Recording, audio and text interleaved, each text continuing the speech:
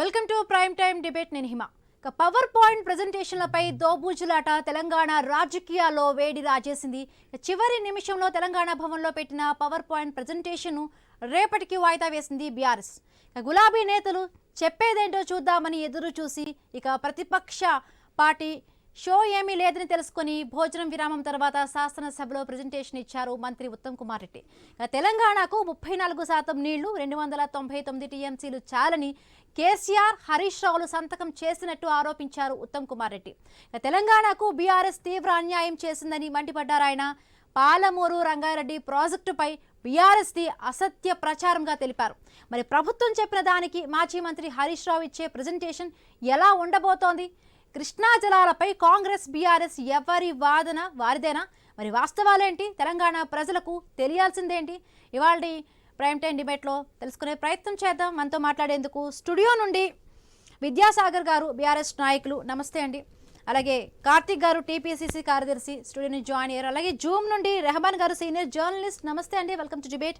అలాగే గంగాపురం వెంకటరెడ్డి గారు, బీజేపీ అధికార ప్రతినిధి, నమస్తే అండి. ముందుగా విద్యాసాగర్ గారు ఏం చెప్తారు? 34% అంగీకారం, 200 టీఎంసీలు చాలని కూడా అప్పటి కేసీఆర్, మాజీ మంత్రి హరీష్ రావు సంతకాలు పెట్టారు. సో ఇవాళ ప్రజెంటేషన్ చూసాం, ఆ విషయం గురించే కూడా మాట్లాడడం జరిగింది. సో ఏం చెప్తారు? సంతకాలు ఉన్నాయంటున్నారు, ఏం చెప్తారు? ఐ న్యూస్ వీక్షకులకు, అదేవిధంగా ప్యానల్లో ఉన్న అందరికీ నూతన సంవత్సర శుభాకాంక్షలు. ముఖ్యంగా తెలంగాణ రాష్ట్రాన్ని 1956లో ఆంధ్రప్రదేశ్లో కలిపారు. కలిపినప్పుడు స్టేట్ రీఆర్గనైజేషన్ చట్టం ప్రకారం 561 ఆర్టికల్ ప్రకారం నీటి వాటాలు ఎలా చేయాలనే దాన్ని ఒకటి రూపొందించారు. రూపొందించిన క్రమంలో ఆంధ్రప్రదేశ్లో కలిపిన తర్వాత 1976లో ఆంధ్రప్రదేశ్లో మొత్తం 811 టీఎంసీలు కృష్ణా పరిధిలో ఉంటే 512 టీఎంసీలు ఆంధ్రప్రదేశ్కు, 299 టీఎంసీలు తెలంగాణకు సూచనాప్రాయకంగా అనుకున్నారు. అది అంటే ఆంధ్రప్రదేశ్ రాష్ట్రంలో 512 టీఎంసీలు, 299 1976 నుంచి నడుస్తుంది. అది తెలంగాణ 2014లో వచ్చింది.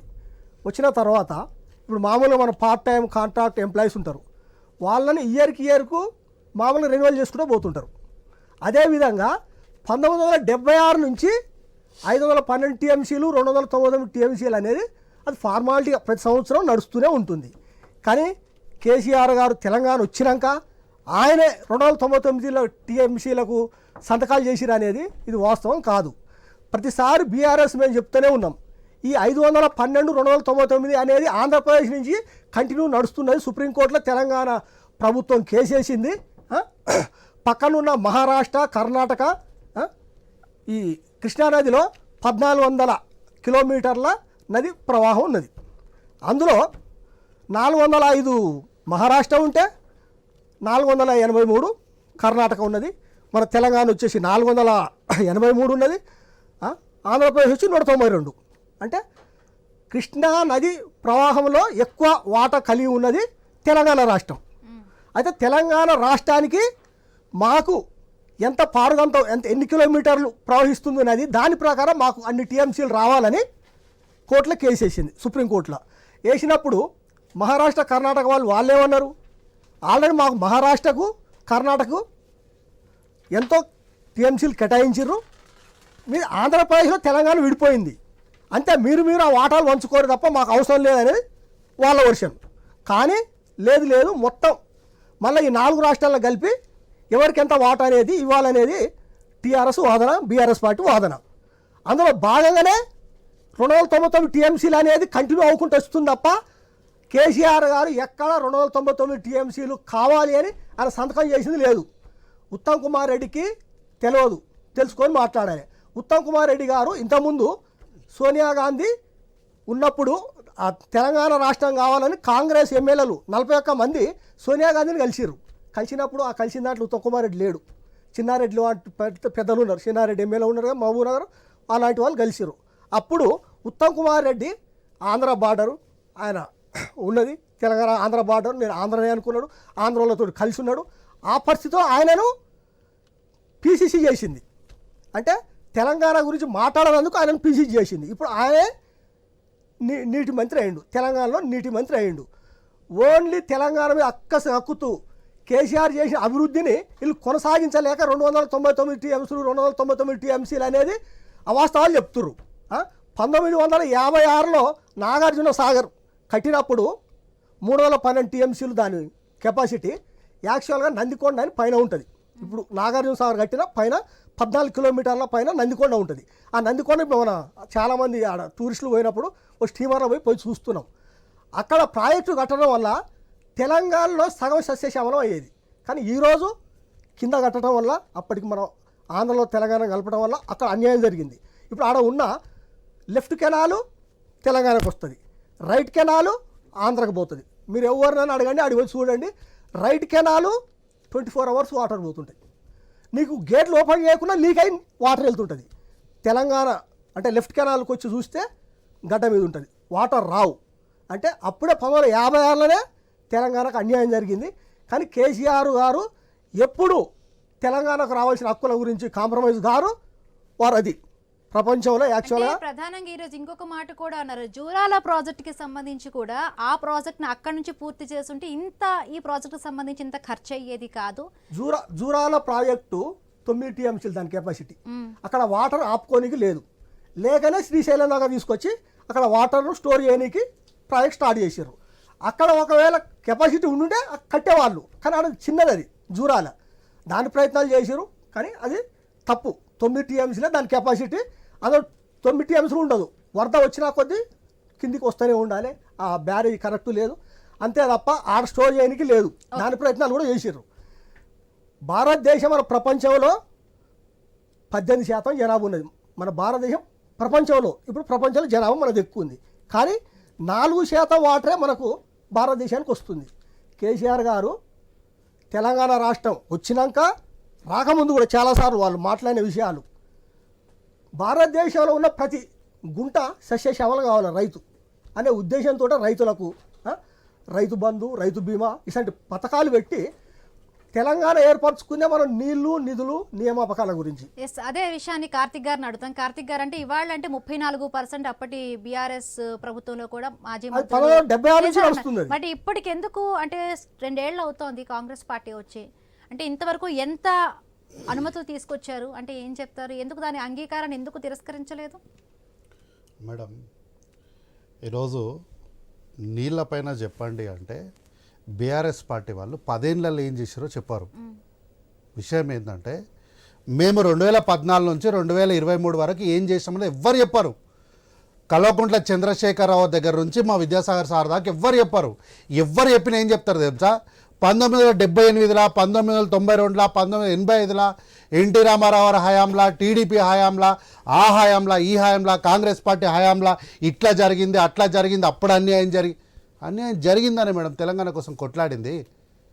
అన్యాయం జరిగింది, అన్యాయం జరుగుతుంది అనే తెలంగాణ కోసం కొట్లాడి అందుకే వచ్చింది.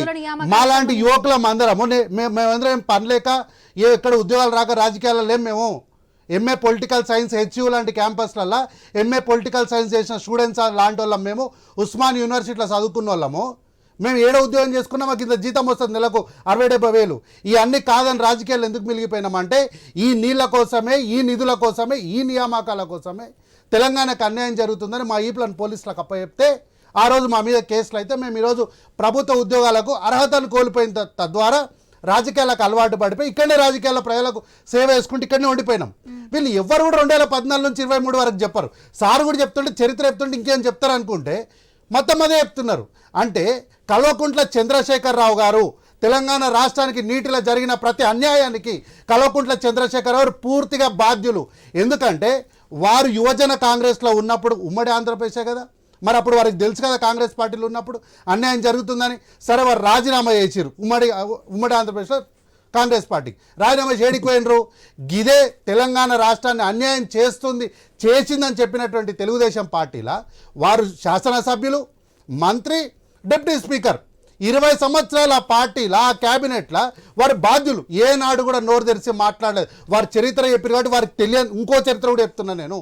అయితే వాళ్ళ అసెంబ్లీలో మాట్లాడింది కూడా 2001లో వారు డిప్యూటీ స్పీకర్గా రాజీనామా చేసిన తర్వాత ఉప ఎన్నికలో సిద్దిపేట నుంచి గెలిచిన తర్వాత యాజ్ అన్ శాసనసభ్యుడు ఎమ్మెల్యే సిద్దిపేటగానే మాట్లాడిండు తప్ప తెలుగుదేశం పార్టీ శాసనసభ్యుడిగా మంత్రిగా వారు ఇప్పుడు మాట్లాడలేరుగా జరుగుతుంది, ఆ ఖర్చు జరుగుతుంది, అట్లా పెరుగుతుంది, కాంట్రాక్ట్ ఉద్యోగులు అని చెప్పారు. అట్లా ఆ ఫార్ములా ప్రకారం వెళ్ళాలన్నా కూడా 2014లో మీరు ఒక దాదాపు 52 పేజీల ఒక మేనిఫెస్టో ఇచ్చారు. ఆ మేనిఫెస్టోలో మీరు ఏం చెప్పారు? ప్రాణహిత చేవేలా అని ఒక ప్రాజెక్ట్ చెప్పారు. ఈరోజు నేను అడుగుతున్నా, ఆ ప్రాజెక్టును ఎందుకు 10 సంవత్సరాల్లో ఒక్కనాడు కూడా ఆ పేరు ఎందుకు తీయలే మీరు? ఈరోజు కూడా ఆ పేరు తీయరు వీళ్ళు. ఆ ప్రాణహిత చేవేల ప్రాజెక్ట్ ఏమైంది? హరీష్ రావు గారు అంటున్నారు కదా, ఏదైనా నీళ్లు గాల్లే తీసుకొస్తారా అన్నాడు కదా. మరి ఈ ప్రాణహిత చేవేల ప్రాజెక్ట్ గాల్లె మాయమైపోయిందా? 38,000 కోట్లు పెడితే ఖర్చు పెడితే అయిపోయే ప్రాజెక్టుకు మీరు 80,000 కోట్ల రూపాయలు పెట్టి అంటే అంచనాలు పెంచి దానికి మీరు ఏం చేశారు? కల్వకుర్తి కాళేశ్వరం లిఫ్ట్ ఇరిగేషన్ అని అన్నారు. అందుకని వీళ్ళు ఇప్పుడు ఏమంటున్నారు? కాగు నివేదిక అంటారు కదా. ఈ కాగు నివేదికనే చెప్పింది, ఏమని చెప్పింది?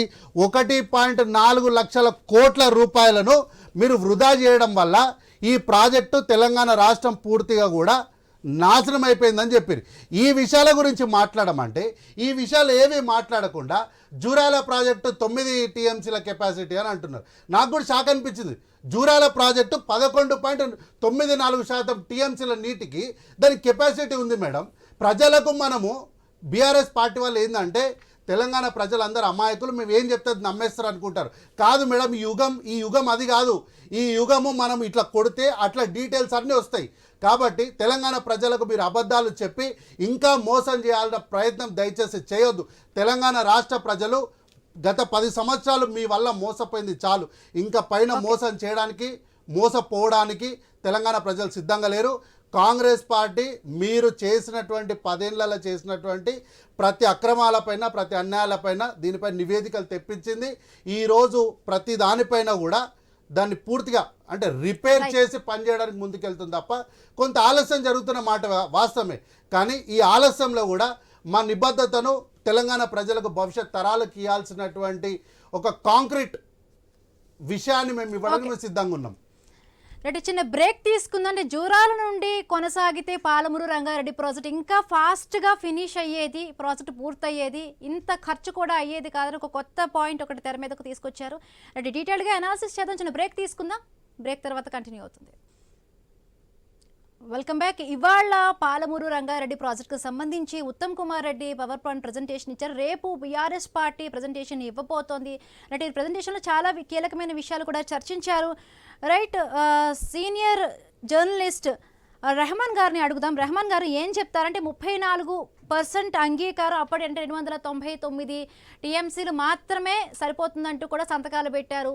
మాజీ మంత్రి కేసీఆర్ గారు పెట్టారు, హరీష్ రావు పెట్టారంటూ కూడా చెప్పారు.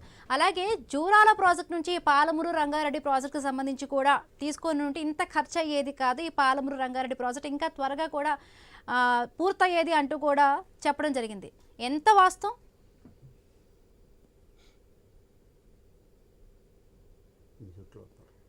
అన్మ్యూట్ చేసి మాట్లాడండి.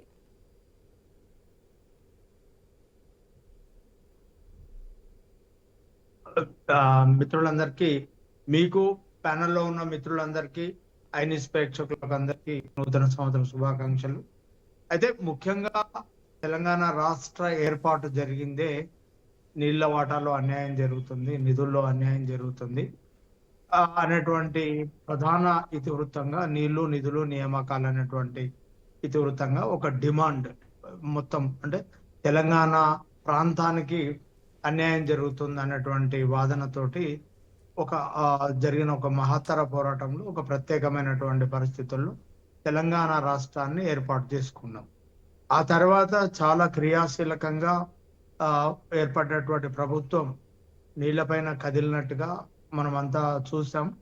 అయితే అంతకు ముందు మనకు ఏదైతే వాటా ఉందో బచావత్ కమిటీ కేవలం 811 టీఎంసీలను ఏకపక్షంగా అప్పటి ఉమ్మడి ఆంధ్రప్రదేశ్కి ఇస్తే, తర్వాత తాత్కాలికంగా ఎపెక్స్ కమిటీలో 299 టీఎంసీలు తెలంగాణకు, 512 టీఎంసీలు ఆంధ్రాకు కేటాయించినట్టుగా అడాక్ ఒక ప్రతిపాదన, అంటే అది తాత్కాలికమే కావచ్చు, కానీ తెలంగాణ రాష్ట్ర ఏర్పాటు కోసమే జరిగినటువంటి పోరాటంలో అధికారంలోకి వచ్చినటువంటి ఆ పార్టీ పెట్టాల్సినంత ప్రెజర్ పెట్టలేదు,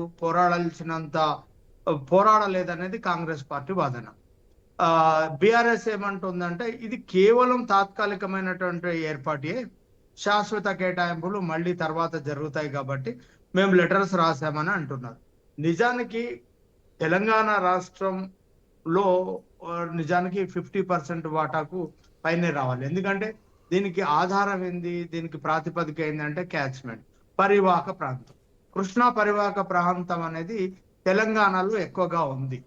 అయితే ఇక్కడ జరిగిన ఇబ్బంది అంతా ఏంటంటే తెలంగాణ వాదాన్ని, తెలంగాణకు జరిగిన అన్యాయాన్ని ఎండగట్టడంలో, ఎత్తిపట్టడంలో, తెలంగాణ ప్రయోజనాల్ని రక్షించడంలో బీఆర్ఎస్ వెనుకబడుతుంది అని ఎవరెప్పుడు అనుకోలే. అయితే అది టిఆర్ఎస్ గా ఉన్నప్పటి వరకు డెఫినెట్ గా తెలంగాణ రాష్ట్ర ప్రయోజనాల కోసం తెలంగాణకి ఏం జరిగినా గట్టిగానే మాట్లాడేది. అది బీఆర్ఎస్ గా జాతీయ పార్టీగా మారిన తర్వాత తెలంగాణ ప్రయోజనాలే కాదు, పక్క రాష్ట్రాలు మహారాష్ట్ర అలానే ఆంధ్రప్రదేశ్ అంటే కొంత విస్తృతమైనటువంటి పరిధిని బీఆర్ఎస్ గా మారి విస్తరణ జరిగిన తర్వాత మాట్లాడాల్సినంత గట్టిగా మాట్లాడలేదనేటువంటి ఒక అభియోగాన్ని, ఆరోపణని ఎదుర్కొంది. అయితే ఇప్పుడు గతం గడిచిపోయింది, ఇప్పుడు ఏం చేద్దాం అనేది ఒక ప్రధానమైనటువంటి వాదన ఉన్నది. అంటే మీరు ఇలా చేశారు, ఎపెక్స్ కమిటీలో మీరు సంతకాలు పెట్టొచ్చారు, ఇంతకే ఒప్పుకున్నారు అనే అది పర్మనెంట్ కాదు. నిజానికైతే అది పర్మనెంట్ కాదు. నిజానికి ఎప్పుడైతే వాటా తగ్గి 299 టీఎంసీలే వాళ్ళు తాత్కాలికంగా కేటాయించినప్పుడు కూడా డెఫినెట్ గా మన వాయిస్ ఇంటా బయట కమిటీ ముందు, ఎపెక్స్ కమిటీ ముందు, అట్లానే పార్లమెంట్ లో బయట కూడా కొంత మనం పెంచాల్సినంత స్వరాన్ని పెంచాల్సినటువంటి అవసరం ఉండే అనేది అందరంగా అభిప్రాయపడుతున్నాం. ఆ విషయాలు పక్కన పెడితే ఇప్పుడు అధికార ప్రతిపక్ష పార్టీలు ఒకరిపై ఒకరు దుమ్మెత్తి పోసుకోవడము, లేకపోతే జరిగిన అన్యాయానికి సరి చేసుకొని భవిష్యత్తులో ఏం చేద్దాం అనేది ఇక్కడ ప్రధానమైనటువంటి చర్చ.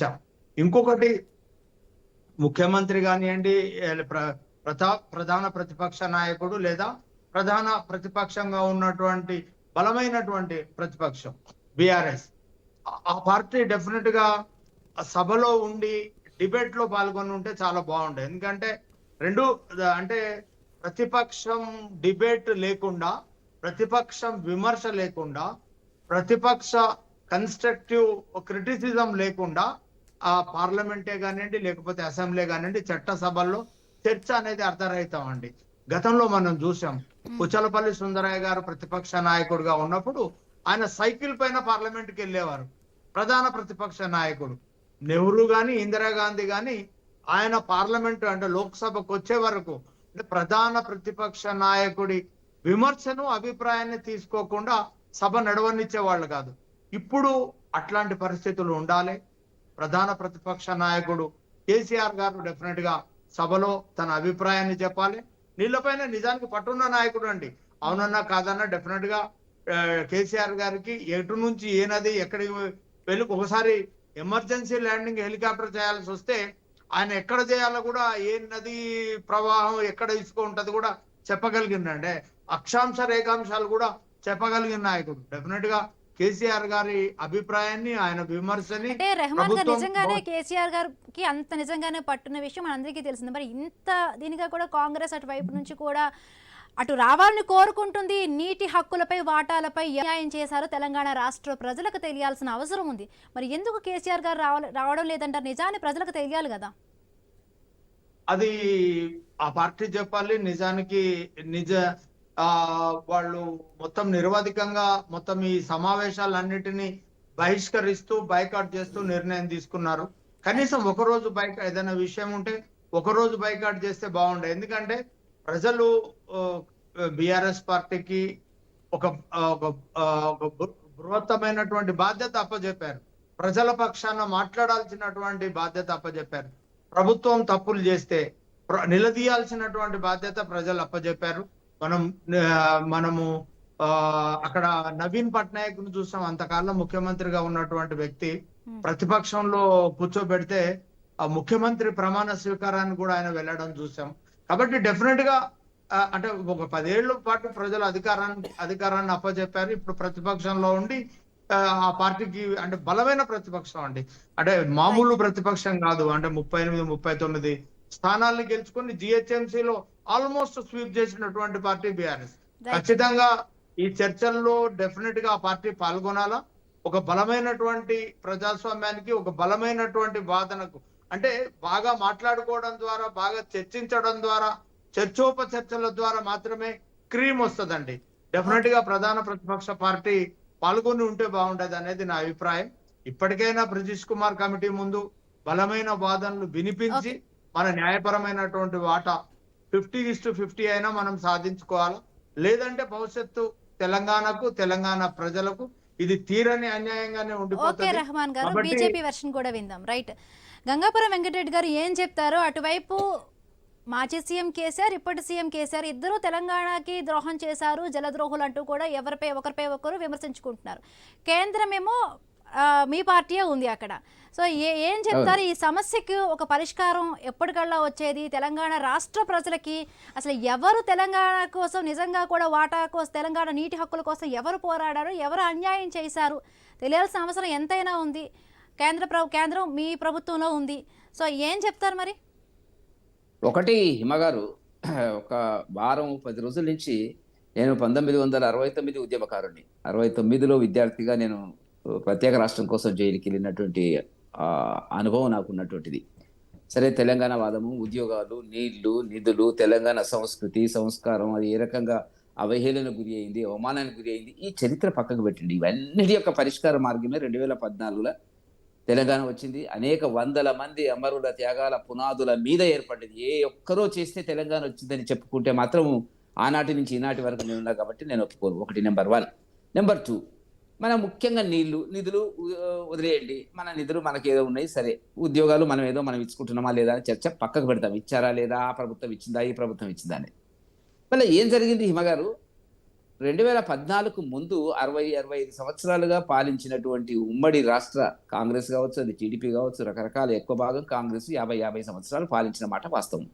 ఎక్కువ భాగము చెన్నారెడ్డి, పివి నరసింహారావు లాంటి వాళ్ళను, జలగ వెంకటరావు లాంటి వాళ్ళను, ముగ్గురు ముఖ్యమంత్రులను తీసేస్తే మొత్తం ఉమ్మడి రాష్ట్రానికి ముఖ్యమంత్రులు ఆంధ్ర, రాయలసీమ నుంచి వచ్చినటువంటి వాళ్ళే అని చెప్పి స్పష్టంగా నాకు ఉండేటువంటి ఒక బలమైనటువంటి అభిప్రాయం. సరే, వాళ్ళు చేయలేదు. పరిహారక ప్రాంతము ఎక్కువ భాగము కృష్ణాకు 70% తెలంగాణలో ఉంది.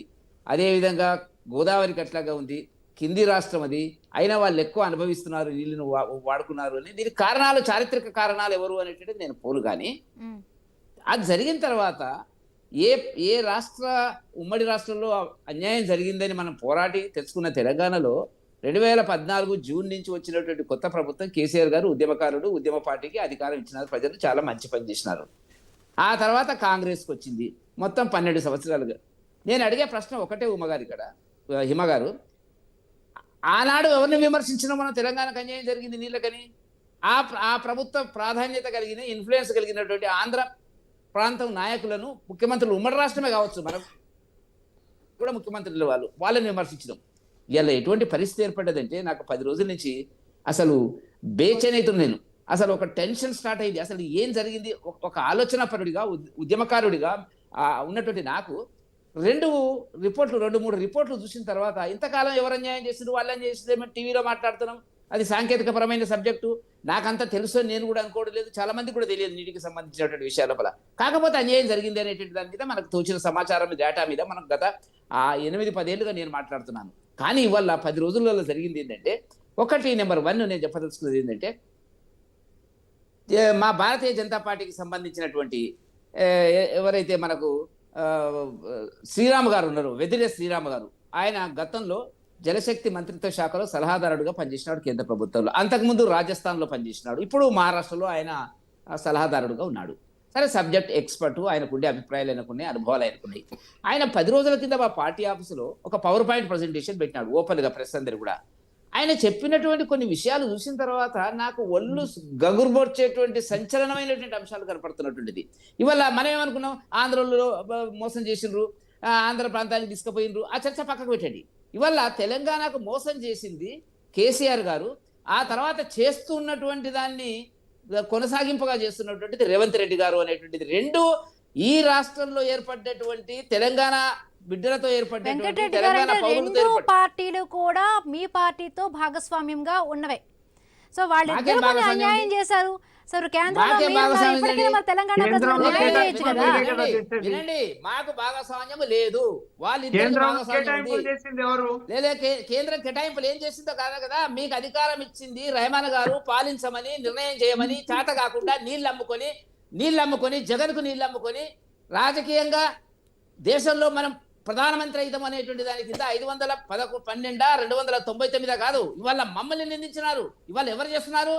కంచె చేను వేసినట్టుగా కేసీఆర్ చేసినటువంటి ద్రోహము, ఆ దాన్ని చెప్పుకొని తప్పించుకునే ప్రయత్నం లోపల రేవంత్ రెడ్డి గారు చేస్తున్నటువంటిది చర్చకు వచ్చినటువంటి అంశము. మేము కాదు బాధ్యులము. కేంద్రం ఏం చేస్తుంది? రెండు ప్రభుత్వాలు ముందుకు రావాలా, సమన్వయం కావాలా, సమస్య పరిష్కరించమని చెప్పాలా. కేసీఆర్ గారు అపెక్స్ మీటింగ్, షెకావత్ గారు కేంద్ర జలశాఖ మంత్రిగా ఉన్నప్పుడు మీటింగ్ పెడితే ఎగ్గొట్టినాడు, డుమ్మా కొట్టినాడు కేసీఆర్ గారు. ఏం కారణం చెప్పినాడు? చీఫ్ సెక్రటరీ రాసిన లెటర్లో ఏం రాసినా, ఆగస్టు 25 వరకు నాకు తీరికలేదు అనేటిది. అంటే ఒకవైపున జగన్ పోతిరెడ్డి పాకు పొక్కగొట్టి రోజుకు 4 టీఎంసీలు తీసుకుపోతుంటే, ఆ కాలం లోపల దాన్ని 8-10 లీటర్లకు టీఎంసీలకు తీసుకుపోయిన సందర్భం ఉండదు కదా. ఎవరు కారకులు? కేంద్రము ఇప్పుడు నిన్న కమిటీ వేసింది. కేంద్రము సుమోటోగా కమిటీ వేసి అధికారులతో సంబంధించినటువంటి ఏర్పాటు చేయడం జరిగింది. కాబట్టి తెలంగాణకు ద్రోహం చేసింది 60-50 ఏళ్లుగా కాంగ్రెస్ పార్టీ చేసింది, 10 ఏళ్లుగా టీఆర్ఎస్ పార్టీ చేసింది. అవన్నీ చెప్పి తప్పించుకునే ప్రయత్నం లోపల రేవంత్ రెడ్డి గారు చాలా చాకచక్యంగా పనిచేస్తున్నాడు. ఇక నా నుంచి ఏం కాదు, 10 ఏళ్ళ లోపల 100 ఏళ్ల నష్టం చేసినారు కేసీఆర్ గారు అని తప్పించుకునే ప్రయత్నం చేస్తున్నారు. తెలంగాణకి ద్రోహం చేసింది అప్పటి తెలంగాణ పార్టీ రెండు పార్టీలు. గత బీఆర్ఎస్ పార్టీనా, ఇప్పుడు కాంగ్రెస్ పార్టీ ఏం చేయబోతుంది, ఎటువంటి ప్రణాళికలు తీసుకురాబోతుంది? వాటర్కి సంబంధించిన బ్రేక్ తీసుకుందాం. బ్రేక్ తర్వాత డిబేట్ కంటిన్యూ అవుతుంది. ఇక ఇప్పటివరకు అసెంబ్లీలో సీఎం రేవంత్ రెడ్డి మాట్లాడారు. ఈ వాటర్కి సంబంధించి పాలమూరు రంగారెడ్డి ఎత్తిపోతల ప్రాజెక్టు గురించి కూడా మాట్లాడడం జరిగింది. రైట్, విద్యాసాగర్ రావు గారు ఏం చెప్తారు? అసలు వాటర్కి సంబంధించి చర్చకు పెట్టమన్నదే కూడా బీఆర్ఎస్ పార్టీ, బట్ వాళ్లే రావడం లేదు చర్చకు. మేము సిద్ధంగా ఉన్నాము, పవర్ పాయింట్ ప్రజెంటేషన్ ఇస్తున్నాము, మాట్లాడడానికి క్లియర్గా ఉన్నామని అంటున్నారు. బట్ వాళ్ళ నుంచి సూచనలు తీసుకోవాలనుకుంటున్నారు, బట్ వాళ్ళు రావడం లేదంటున్నారు. బట్ నిజంగా కూడా తెలంగాణకి జలద్రోహులు ఎవరో తెలియాల్సిన పరిస్థితి ఉంది. 4 కోట్ల మంది ప్రజలు చూస్తున్నారు. గత 20 రోజులుగా కూడా ఇదే అంశం పైన న్యూస్లో కూడా డిబేట్లు కండక్ట్ చేస్తున్నాము, జరుగుతుంది. బట్ ప్రజలకు వాస్తవం తెలియాల్సిన అవసరం ఉంది. క్వశ్చన్ ఒకటి వేశారు, దానికి సంబంధించి కూడా క్లియర్ చేయాల్సిన అవసరం ఉంది. సో ఏం చెప్తారు? అలాగే ఇంకొకటి ఏంటంటే, ఇప్పుడు రెండు పార్టీలు కూడా, ఏ పార్టీకి ఆ పార్టీయే కూడా వాటర్ పైన కూడా మేము కొట్లాడుతున్నామంటే మేము కొట్లాడుతున్నాం. కేంద్రంతో కలిసి రెండు పార్టీలు కూడా యుద్ధం చేయడానికి రెడీ అయినా, కేంద్రం నుంచి కూడా ఇంకా ఎక్కువగా కూడా అనుమతులు తీసుకోవడానికి రెడీగా కలిసి పనిచేస్తాయా? ఈరోజు అసెంబ్లీ ప్రశాంతంగా జరిగింది. కానీ నిన్న స్వయాన ముఖ్యమంత్రి మాట్లాడుతూ హరీష్ రావును ఉద్దేశించి ఏం మాట్లాడడం మనందరం చూసినాం. అంటే బీఆర్ఎస్ ఎమ్మెల్యే లేకుంటే ప్రశాంతంగా అసెంబ్లీ నడుపుకుంటాం. కానీ నిన్న హరీష్ రావు మొత్తం ఆయన కడుపులో విషం ఉన్నది, కళ్ళకి వెళ్ళి కనిపించకుండా అద్దాలు పెట్టుకున్నాడు, ఒక 5 నిమిషాలు మాట్లాడాడు. అంటే నీ ఉద్దేశం ఏంది? రమ్మన్నావు, చర్చ చేద్దామన్నావు, బీఆర్ఎస్లో చూడగానే నువ్వు ఆ విధంగా మాట్లాడినావు.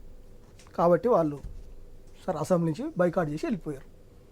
ముఖ్యంగా మన మిత్రులు కార్తీక్ గారు ఇంతకుముందు చెప్పారు, చరిత్ర ఎందుకు చెప్తున్నావు? తెలంగాణ వచ్చినాక నీళ్ళ గురించి మీ టీఆర్ఎస్ పార్టీ ఏం చేసిందని అడిగారు.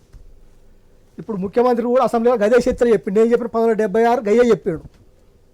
సరే, అయినా కానీ తెలంగాణ రాష్ట్రం వచ్చిన తర్వాత ముఖ్యమంత్రి కేసీఆర్ గారు ఏం చేశారంటే నీళ్ళ గురించి కాళేశ్వరం ప్రాజెక్టు ప్రపంచంలో పెద్దదైన ఎత్తిపోతల ప్రాజెక్టు కట్టారు. దాంతో దాదాపు 45 లక్షల 2 పంటలు కలిపి 45 లక్షల ఎకరాలు పంట పండుతుంది.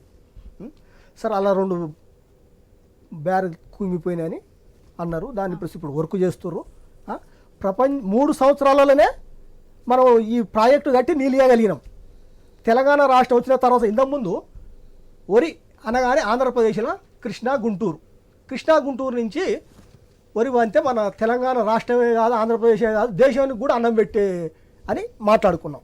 కానీ తెలంగాణ రాష్ట్రం వచ్చిన తర్వాత ప్రపంచంలో మొదటి ప్లేసుకు పాడి పంట పండించింది కేసీఆర్ గారు, తెలంగాణ రాష్ట్రం ఒప్పుకోవాలి.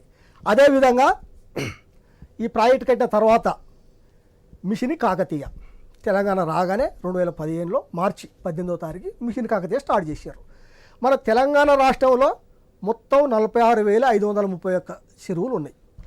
అందులో 25,381 చెరువులను పూడికలు తీపిచ్చారు. సరే, కొన్ని చెరువులు మంచిగానే ఉన్నాయని పూడిక ఉన్న చెరువులను తీపిచ్చి మిషన్ కాకతీయలో మొత్తం చెరువులను నింపారు. చెరువులను నింపినాక ఇంతకుముందు మనం ఆంధ్రప్రదేశ్లో ఉన్నప్పుడు చూసినాం, నల్గొండ జిల్లాలో రామరెడ్డి అని ఒక రైతు 70-80 బోర్లు వేసాడు. ఒక్క సుక్క నీరు లేదు. 800-1000 ఫీట్లు బోరేసినాగా నీళ్ళు లేని పరిస్థితి. కానీ ఈ మిషన్ కాకతీయ తర్వాత తెలంగాణ రాష్ట్రంలో జలాలు పైకొచ్చినాయి, పంటలు బాగా పడినాయి. ఎండాకాలం కూడా చెరువులలో నీళ్లు కలకలలాడినాయి. ఇంతకుముందు సరే, దాంతో పాటు మళ్ళీ ఏం చేసిండు, మిషన్ భగీరథకు స్ఫూర్తి కేసీఆర్ గారే. వారు 1996లో ఫస్ట్ 1985 నుంచి సిద్దిపేట నుంచి వారు ఎమ్మెల్యే గెలిచారు.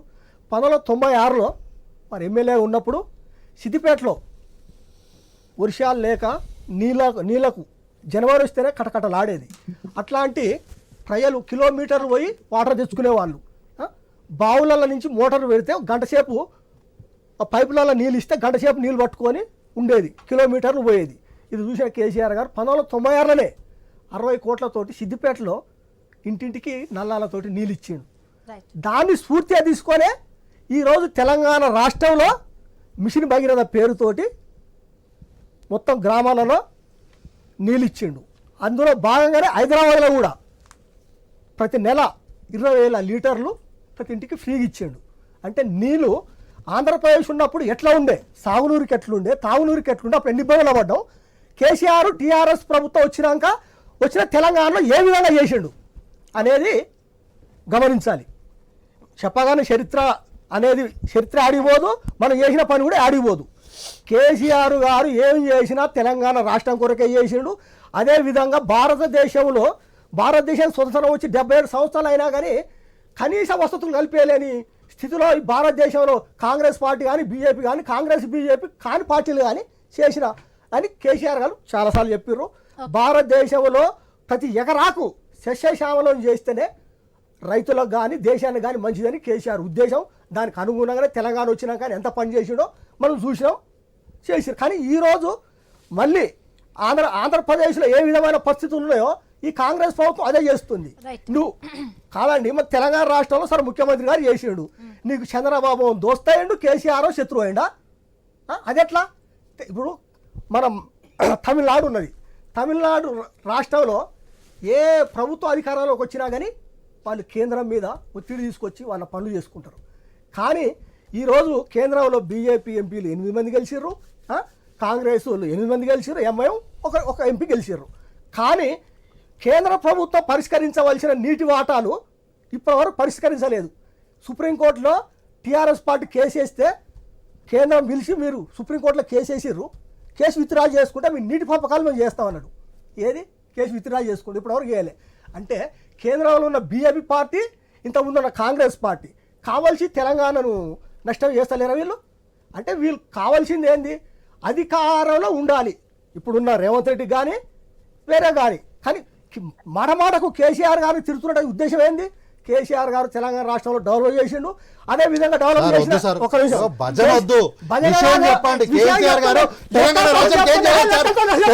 రాష్ట్రానికి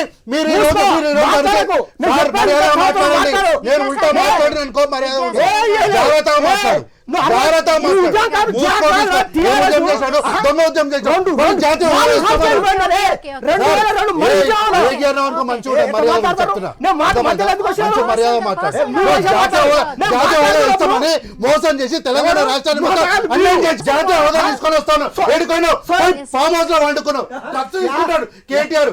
ఏం మాట్లాడతాడు? అనుకో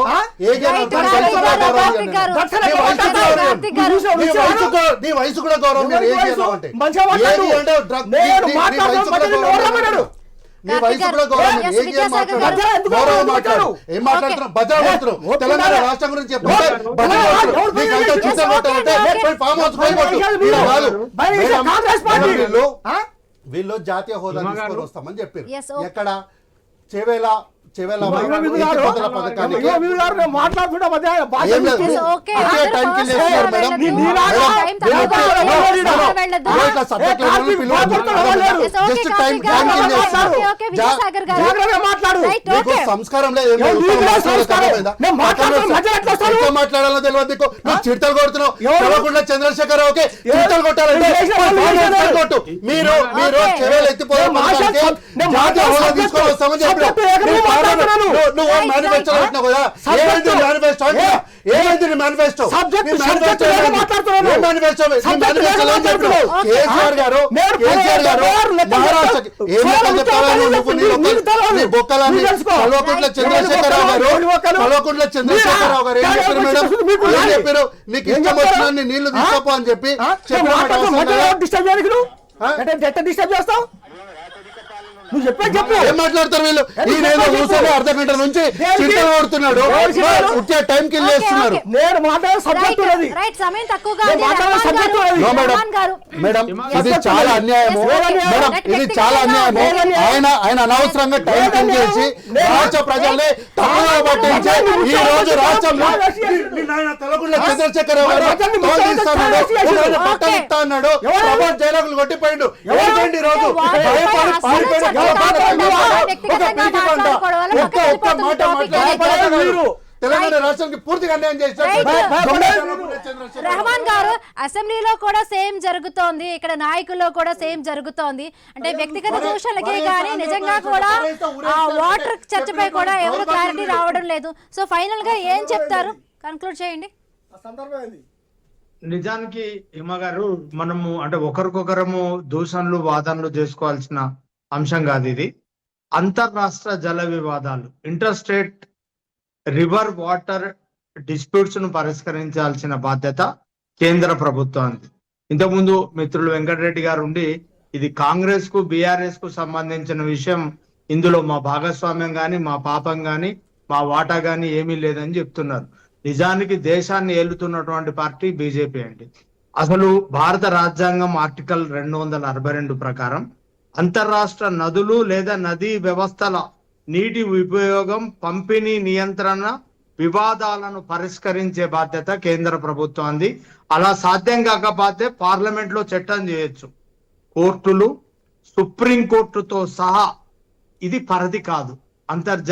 అంతర్రాష్ట్ర జల వివాదాలను పరిష్కరించే బాధ్యత న్యాయస్థానాలది కాదు. అట్లానే ఎపెక్స్ కమిటీ కానివ్వండి, లేకపోతే ఇప్పుడు ఉన్నటువంటి ఎపెక్స్ కమిటీకి కూడా జలశక్తి వనరుల మంత్రి సిఆర్ పాటిల్ గారు ఉన్నారు. వాళ్ళు ఏవో సంతకాలు పెట్టుకున్నారు. ఆ సంతకాలలో ఆంధ్ర రాష్ట్రానికి ఎక్కువ వాటా పోయింది, తెలంగాణకు అన్యాయం జరిగింది, ఇందులో మా భాగస్వామ్యం ఏదీ లేదు అని చెప్పి దేశాన్ని ఏలుతున్నటువంటి పార్టీ ప్రతినిధి గారు చెప్తున్నారు. ఇది కరెక్ట్ కాదండి. ఈ వివాదాన్ని పరిష్కరించి తెలంగాణకు న్యాయం చేయడంలో బీజేపీ కూడా విఫలమైంది.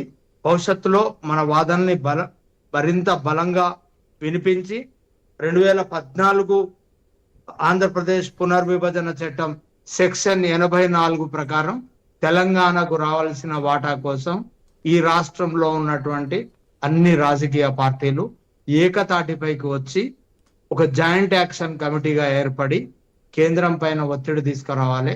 అలాగే ఎపెక్స్ కమిటీలో మన వాదనల్ని బలంగా వినిపించాల్సినటువంటి అవసరం ఉంది.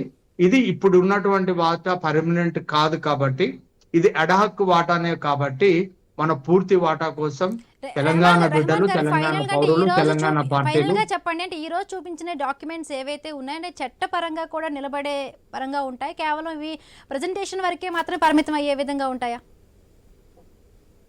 ఇప్పుడు నిజానికి అంటే తెలంగాణ రాష్ట్ర ప్రభుత్వము లేకపోతే తెలంగాణ ప్రజలు చేస్తున్నటువంటి డిమాండ్ అనేది న్యాయమైందండి.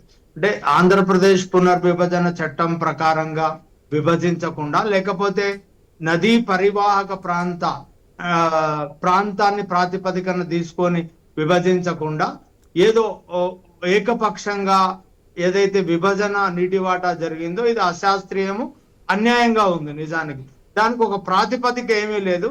ఇది తాత్కాలికంగా అడ్డంగా ఇచ్చినామని చెప్తున్నారు. అంటే ఇది అడ్డగోలుగా జరిగినటువంటి విభజనే కాబట్టి డెఫినెట్ గా తెలంగాణ రాష్ట్రం, డెఫినెట్ గా తెలంగాణ ప్రజలు న్యాయమైన నీటి వాటా కోసం అన్ని రాజకీయ పార్టీల్ని కలుపుకొని Right.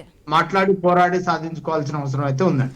Right, thank you so much అండి. రెహమాన్ గారు, విద్యాసాగర్ గారు, కార్తీక్ గారు, అలాగే వెంకటరెడ్డి గారు. సో చూసారు కదా, ఇది ఇవాల్టి ప్రైమ్ టైం డిబేట్. రేపు మరొక అంశంతో మళ్ళీ కలుసుకుందాం. చిన్న బ్రేక్ తీసుకుందాం. బ్రేక్ తర్వాత సీఎం రేవంత్ రెడ్డి మాట్లాడుతున్నారు అసెంబ్లీలో, లైవ్ చూద్దాం.